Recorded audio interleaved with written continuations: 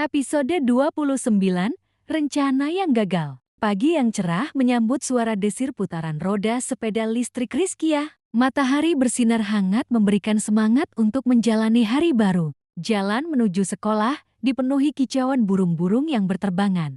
Di atas dahan yang dilewati Rizkia, dengan tas ransel yang penuh harapan, Rizkia melangkah maju, siap menyambut petualangan baru di sekolah. Seperti biasa Raffi dan Wina telah menunggunya. Dasar bingal, apa menyuruhku menjemputmu loh padahal? Seru Wina, segera menyambut kedatangan Rizkia. Sama, aku pun disuruh menjemputnya. Duh, sekarang jadi aku yang paling kecil dong ya. Enak ya Riz jadi kakak.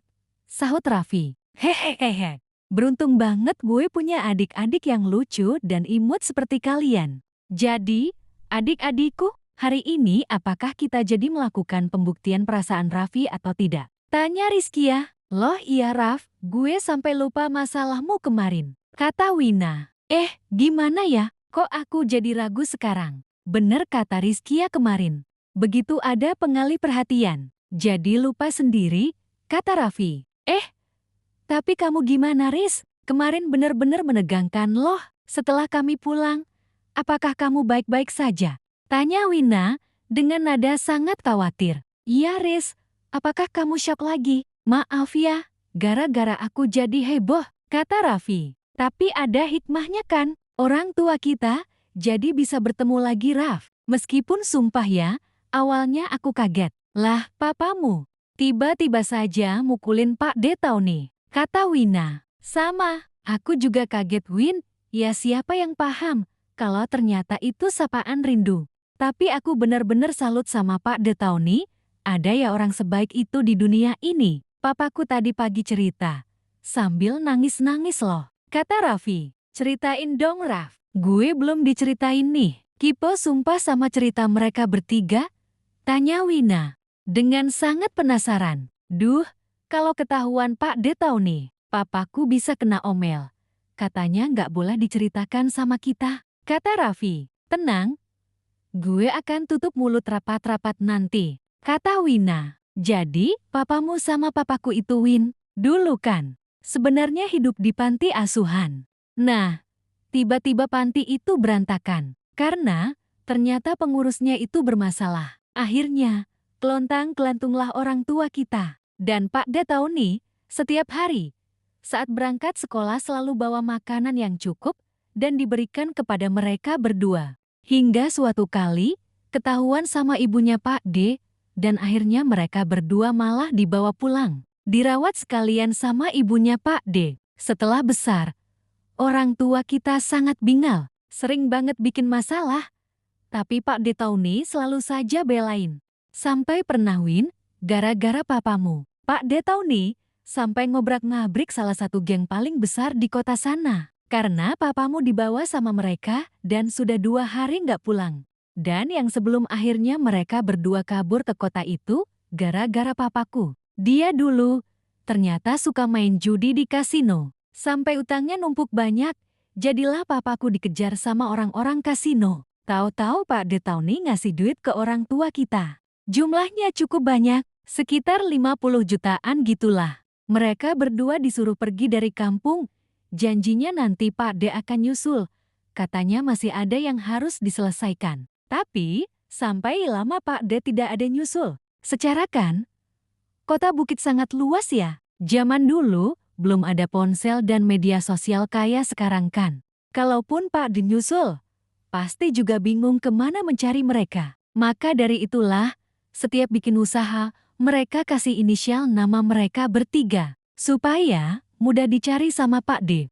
Saking lamanya, akhirnya orang tua kita mencoba pulang kampung untuk mencari Pak D. Tapi, ternyata mereka tidak menemukannya. Bahkan, rumahnya sudah dijual. Setelah diselidiki, ternyata uang yang dikasih Pak D ke orang tua kita itu, sepertinya, uang hasil jual rumah. Laku 60 juta, yang 50 juta diberikan ke orang tua kita. Hanya sisa 10 juta dong seharusnya.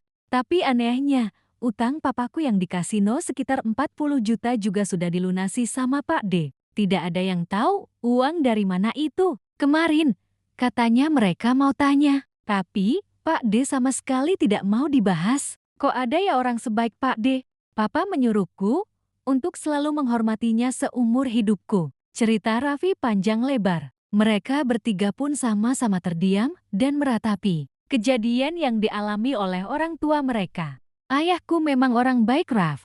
Bayangin saja. Dia juga sama sekali tidak mengenalku. Lihatlah, dia merawatku sampai hari ini dengan penuh kasih, kata Rizkia.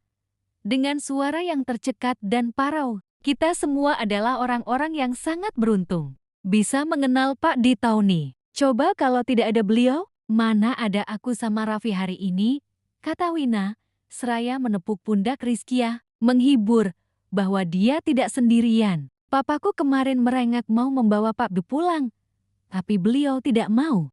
Dibelikan rumah sendiri tidak mau, dibelikan mobil tidak mau, dikasih apa-apa tidak mau, malah ngancem mau pergi lagi katanya. Kata Raffi, sama, lu nggak lihat Raf, papaku sampai kelosotan gitu, kaget gue sumpah. Seumur-umur baru sekali ini, gue lihat papa yang garangnya nggak ketulungan itu, bisa jadi kayak bocil di depan Pak D. Tauni.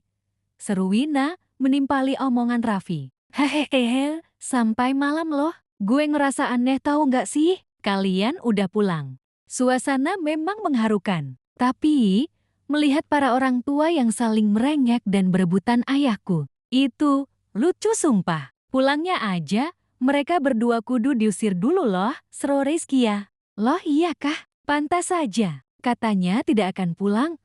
Kok tiba-tiba pagi sudah di rumah? Kata Raffi, sedikit kaget. Gue bisa bayangin. Dulu, betapa repot Pak D. Tauni ngurusin mereka berdua ya. Seru Wina, sembari terkekeh. Tiba-tiba saja, mereka dikagetkan dengan kedatangan Ali. Selamat pagi semua, Nang Wina baru datang ya? Hari ini pulang pagi lagi loh, pembubaran acara MOS. Jadi, gimana? Kalian mau main bersama lagi? Abang ikut ya? Kata Ali. Loh iya kah? Udah kelar MOS-nya? Jadi begitu aja acaranya kak? Tanya Raffi. Begitu aja gimana toh? Apa masih kurang? Sudah lengkap semua kan Raf? Kurang bagian apa lagi? Tanya Ali. Ya, kurang aja. Kok gitu doang? Nggak seru, kata Raffi. Wah, kurang asem ini bocah. Menghina jajaran OSIS, kata Ali. Bukan menghina kak, tanggapan jujur aja, kata Raffi. Wah, gue aduin lu sama Reza nanti ya, kata Ali. Iya kak, aduin aja. Memang kurang ajar ini bocah, sekarang aja kak, aduin Gi. Biar aku jagain dia di sini, biar tidak bisa kabur, sahut Rizkia yang langsung tercetus ide. Sembari pura-pura memegang lengan Raffi dengan sangat erat. Oke, jagain di sini ya, biar gue aduin ke Reza, kata Ali. Seraya ngeloyor pergi. Kamu apaan sih Riz? Kok malah adik sendiri lu empanin? Ayo Raf, kita pergi. Seru Wina dengan sangat sewot. Lah, kok malah marah? Ini kan malah kesempatan dong. Bisa ketemu sang ketos, nanti kita berdua dorong Raffi ke depan dia. Dan lu Raf, langsung peluk dia erat-erat ya, kata Rizkia. Maksudnya, tanya Raffi dengan nada sedikit bingung. Loh, kita lihat apakah dada lu akan berdetak kencang. Nyium aroma tubuhnya. Gimana rasanya? Pokoknya nanti ceritakan sama kami detail rasanya. Biar kami yang menilainya, kata Rizkia. Lah, habis itu gimana? Kena omel Raffi gara-gara menghujat para kakak OSIS.